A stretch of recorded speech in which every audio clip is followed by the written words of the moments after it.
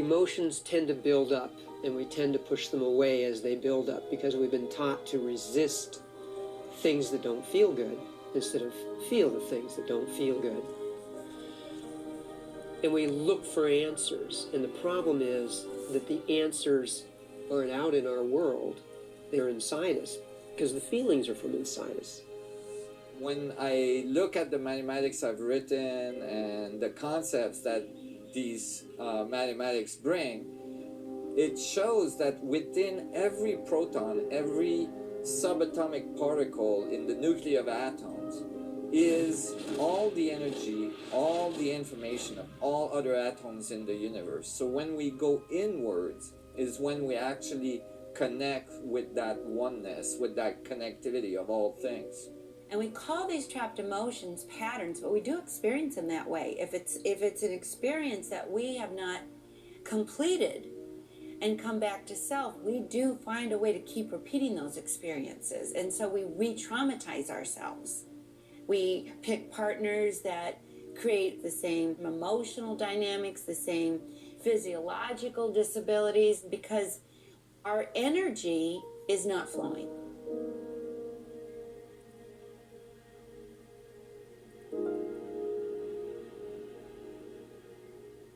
One of the most amazing discoveries is the discovery that 90% of our energy is being used to suppress energy from our past.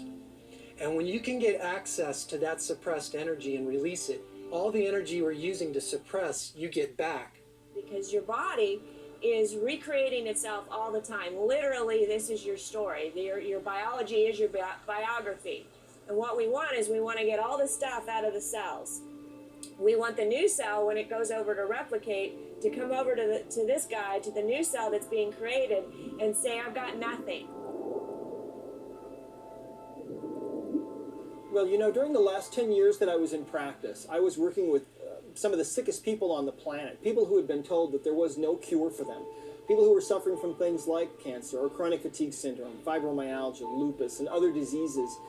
What I found was that the subconscious mind absolutely holds the key to understanding the true underlying reasons why those people were sick.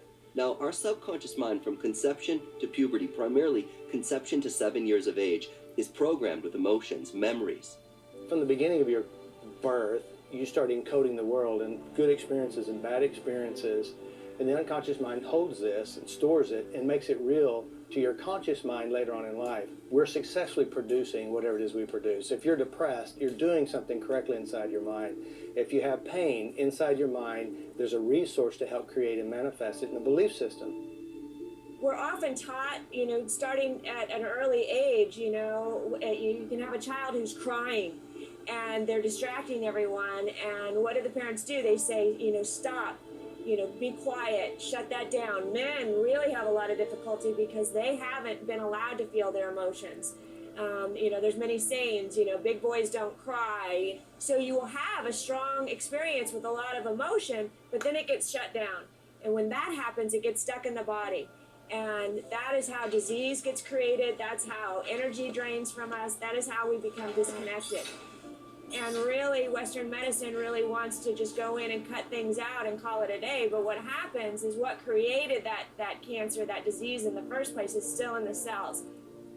Have you ever noticed that when you have a headache, if you focus on the headache, it gets worse and it amplifies and your emotions get involved and now you're in total chaos and you think you need some kind of medical drug to kill the pain? That doesn't cure anything. That's a neurotoxin and it just blocks the electric signal. Get to the cause.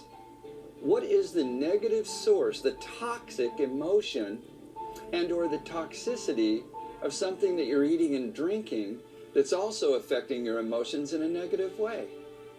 Detox it. Clear it. What I have found is that 90% of all the pain that we experience is due to trapped emotions, to emotional baggage. I think that this is really the elephant in the living room in Western medicine that we are missing completely.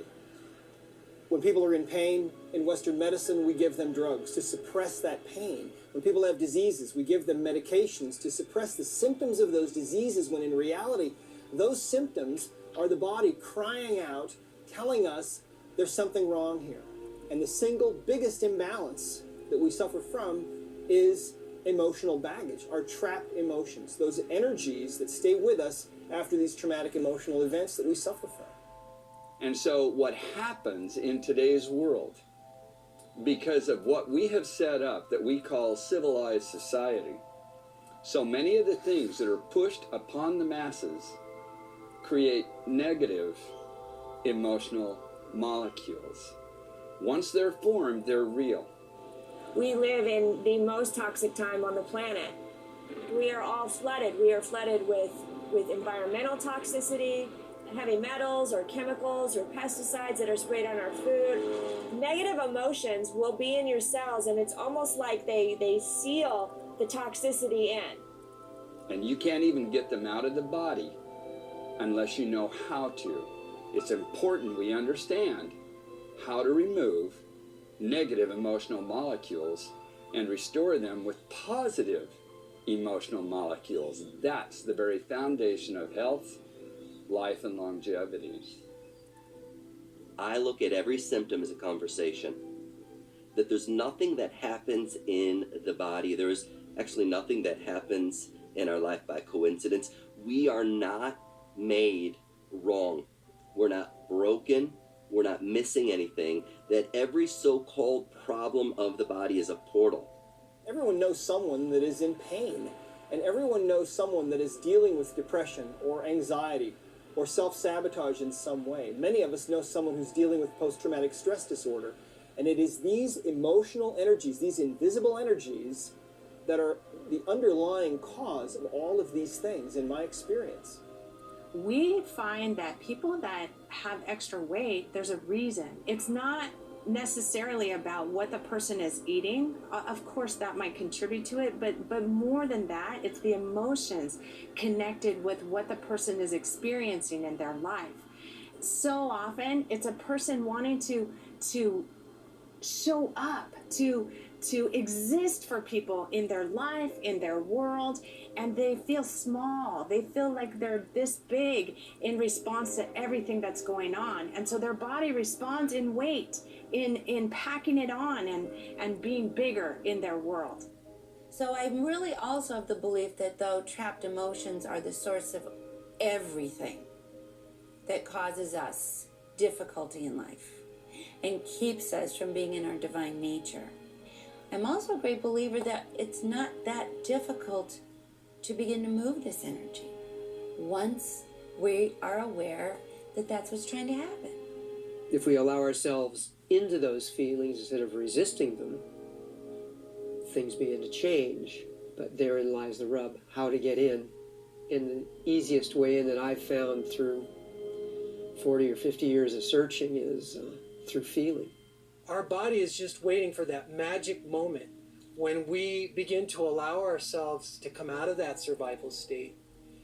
And being able to open and be vulnerable to feeling again is the first start of healing our hearts and getting back to our joy. Because if you go down through the layers of those emotions, underneath at the very bottom is your true nature, is your peaceful self, your joyous, your playful, your connected self. We see someone who's happy and joyful all the time and we're like, what's wrong with them? Well, they're really in their natural state. We need to follow the first principle of success that says, think of what you want, not what you don't want. Another thing, if you keep on doing what you're doing, you're going to keep on getting what you're getting. And if we allow those chemicals, those emotions to last for hours or days, that's called a mood. Now, if we keep the same emotional reaction, the same refractory period lasting for weeks or months, that's called a temperament. So you would say, why does that person have such an angry temperament? You say, I don't know. Why are you so angry? The person says, well, I had this experience 9 months ago, and I'm living by the same emotional reaction. Now, if we keep those same refractory periods running for years on end, that's called a personality trait. So then it makes sense then, in order to change our personality or change some aspect of ourself, we have to look at the emotions that we've memorized that literally are stored in the body. So often people think that they have forgiven people, and they haven't, because their body is expressing their unforgiveness through liver issues or pain or different things like that. And so then there's no energy to begin to live life until we can resolve our issue, we can resolve our problem. We understand that the power of the mind is proven scientifically that it can heal itself over and over again. And oftentimes you hear a doctor or researcher saying, well, with a lemon in their mouth, well, you know, this placebo effect is ruining our good research. The placebo effect is proving that the mind can heal itself in spite of the sugar pill or the fake operation. Now, the nocebo effect is exactly the opposite. Here, the nocebo effect is they're getting the right drug, the right surgery, and yet they don't heal. And yet, both of these people are doing exactly the same thing, but looking in different directions.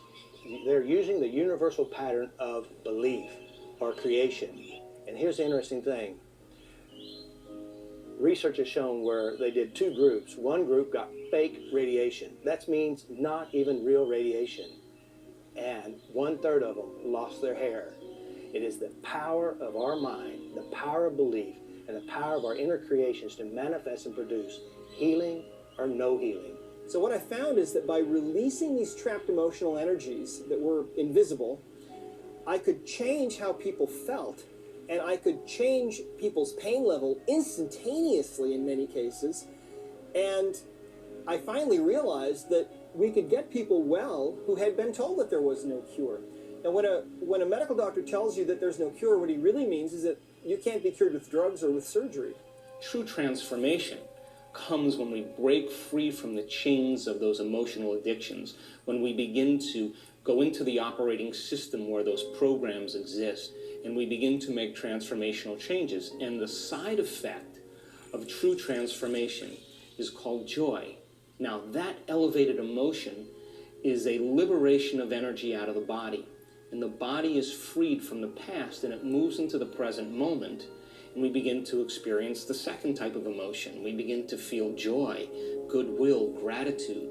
It's really true that as we start to release emotions, it is like peeling off the layers of an onion. Some of those may have occurred when they were a child. Some of those may have happened during their divorce or during their working years or during college or high school. And eventually we are able to get to a point where we no longer have those trapped emotions, where the body is clear of those. And at that point, it's like stepping out of the old skin that we've been carrying all these years. And we step out of that and we become this person that we were really intended to be in this world. And that's what this is about. And that's why this is so powerful. So many women are being told, if you haven't started to have children past a certain age, it's not going to happen. And I truly believe that that is a belief. That yes, you do get to a point where, things do shut down. A lot of women actually they've had miscarriages, they've had abortions, they've had sexual abuse, and this whole area, their female organs have the emotional debris stored in there, and they're unable to conceive. You clear that out, and then you've got babies. You can. I had a client, they had done everything. They've done all the IVF. I believe she was 44, 45. We did an emotional process. There wasn't any energetic clearing. And boom, twins. I can show you their pictures. The subconscious mind acts as a lens of perception, but even more, the subconscious mind acts as a broadcasting signal. And it broadcasts a frequency of energy that then attracts that same frequency and energy. So now, let's use for an example, here I am at, I'm in my mother's womb. I'm developing in my mother's womb. And my dad is out of a job, and my mom is anxious because it's the third child that's coming around. The heartbeat and the emotions that my mom, my dad are feeling are directly influencing, like a computer being programmed and downloading information. I'm directly downloading this information. And this becomes a stored file. And that file then later in life doesn't just, sit there quiet. It's energy.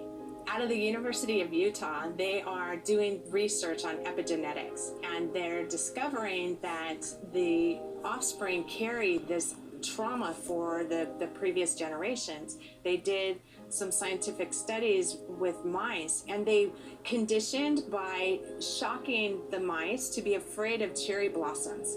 The second and third generations of mice, just introducing the cherry blossom without the shock, their offspring were still afraid of the cherry blossoms. So this proves that there is an epigenetic link, that the mice carried the fears of their ancestors.